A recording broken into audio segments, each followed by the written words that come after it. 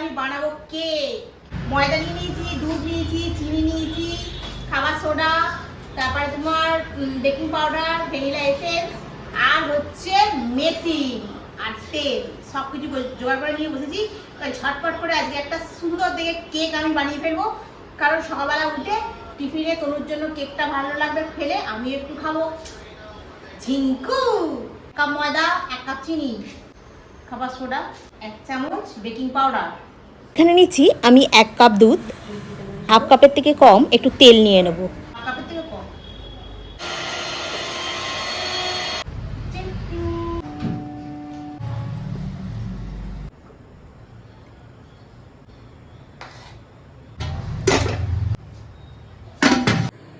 কেমন